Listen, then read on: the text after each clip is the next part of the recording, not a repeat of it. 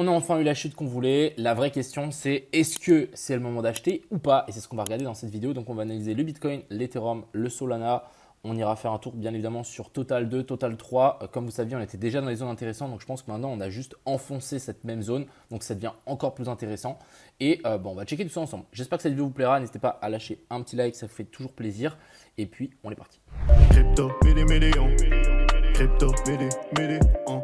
Crypto, midi, midi, on. Donc, on va commencer directement ici par ce Bitcoin qui a eu du coup le crash. Hier, je ne sais pas si vous avez vu, mais on a du coup Elon et Trump qui ont commencé à s'embrouiller et Elon a dit que Trump était sur la liste de Epstein. Bref, il y a eu énormément de dramas qui sont arrivés. Donc voilà, le marché a directement craqué et ce qu'on est venu chercher, on est venu récupérer les liquidités qu'on avait laissées ici. Donc j'avais dessiné ça pour Crypto Pro et j'avais aussi analysé ça dans ma dernière vidéo. Ce qui est aussi super intéressant qu'on va pouvoir noter, c'est qu'on est venu chercher donc la Fair Value Gap en weekly. On a fait une petite touchette dedans juste ici, donc franchement, ça c'est parfait. Alors maintenant, je pense qu'il y a plusieurs choses à prendre en compte. Très bien, on est venu sweep les lots, etc. Mais il faut quand même faire attention parce que là, on est venu sweep le dernier ATH. Donc on va enlever ça. Je vais juste enlever toutes ces lignes pour que ça soit un peu plus clair.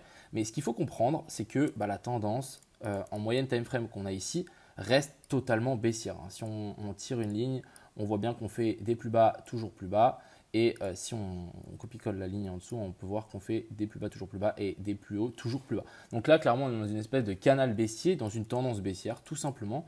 Et pour ça, il faut casser cette même petite tendance baissière. Alors pour ça, il y a plusieurs choses. Soit on fait une clôture au-dessus de la grosse zone de Fair Value Gap qu'on a là. Donc ça deviendrait une Fair Value Gap inversée, donc IFVG.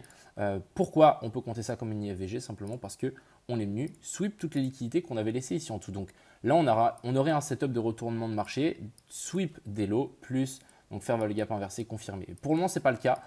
En 4 heures, il faudrait qu'on arrive à clôturer exactement au-dessus de la zone ici des 103 840.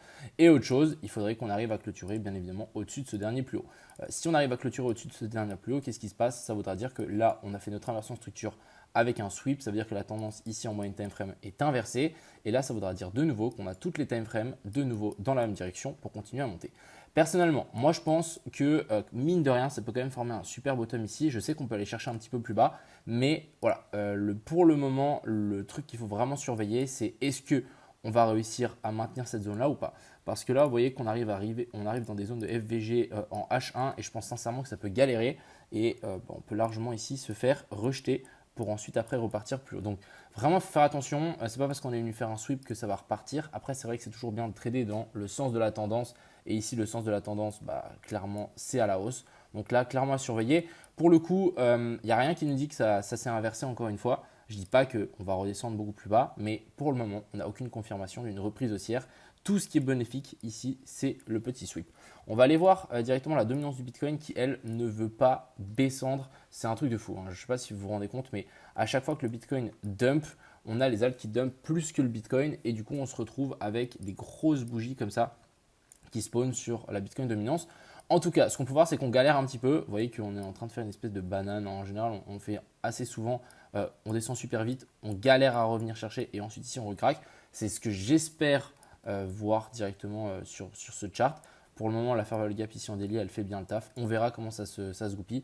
Et je pense que ça dépendra aussi pas mal de l'Ethereum qui, lui, reprend quand même un petit peu de force. Alors, du coup, qu'est-ce qui s'est passé? L'Ethereum, bien évidemment, il a craqué aussi comme le Bitcoin. Il a même craqué plus que le Bitcoin. On est venu chercher les derniers lots qu'on avait laissés ici en dessous. Et vous voyez que la FVG qu'on avait laissé là, donc dites-vous, je ne sais pas si vous vous souvenez, mais on ne savait pas trop si ça allait fonctionner ou pas. On a eu le COS ici, le boss ici.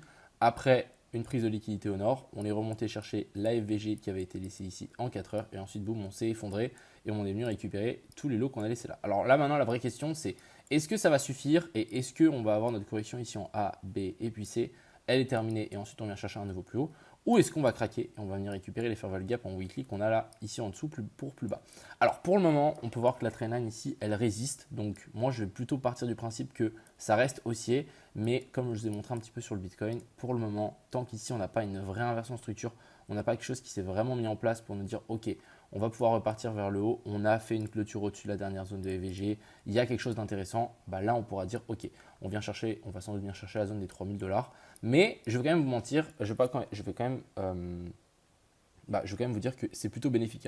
Le fait qu'on ait venu chercher ça, en 3 vagues, c'est plutôt pas mal, ça ne m'étonnerait pas qu'on reparte à partir de là. Et ce genre de scénario est complètement faisable, hein. Je vous montre, on vient chercher vers la zone ici des 3000 l'autre poche de liquidité qu'on a là. Ensuite, on recorrige, on vient récupérer tout ce qu'on a laissé ici en dessous et ensuite on repart. Il y a une espèce de fractal qu'on a eu sur le Bitcoin avec ce genre de possibilités. Donc c'est quelque chose à ne pas négliger et c'est pas parce qu'on pète vers la zone des 3000 qu'on ne peut pas redescendre, venir récupérer la zone des 2300 et venir récupérer donc toutes les VG en weekly qu'on a laissé ici en dessous. Je vais vous le montrer. Tout ça, là, l'énorme bloc qu'on a là avec la zone des 2100, comme vous savez, c'est la zone parfaite si jamais on veut longue pour ensuite repartir. Vraiment, faire un truc comme ça, c'est complètement faisable. Et ensuite, on repartirait beaucoup plus haut. Ça permettrait de piéger pas mal de gens, sortir beaucoup de monde. Et comme vous savez, on adore sortir les gens avant de faire un gros mouvement haussier. On va parler bien évidemment du Solana qui lui a craqué. On l'avait prédit. Bon, après, moi, je ne pense pas que ça allait craquer autant bas. Il y a beaucoup d'altes qui ont vraiment craqué plus bas. Voilà, ici, hein, vous voyez, j'ai mis une petite flèche qui indiquait qu'on allait sans doute sweep les lows pour ensuite vouloir repartir. Mais vous voyez, on a craqué vraiment beaucoup plus bas. Ici, on a laissé un equalo. Donc maintenant, on a pour moi un triple equalo avec cette mèche-là. Donc là, c'est clair que ça a créé une espèce de poche de liquidité. Je pense qu'on viendra la récupérer malheureusement. Mais à part si on vient faire une clôture ici au-dessus, la zone descend 63. Et ensuite, on avisera. Mais peut-être le Solana va corriger un petit peu plus. Surtout que, comme vous avez vu, on a Pump Fund qui vont sortir leur propre token. Donc, si leur propre token, il y a des chances que Solana soit moins utilisé. Et si Solana est moins utilisé, pour moi, Solana, c'est vraiment le coin des mêmes coins. Donc, vraiment, si Pump Fund lance leur propre coin, est-ce que Solana ne perdrait pas un petit peu de vitesse? C'est quelque chose qui est possible.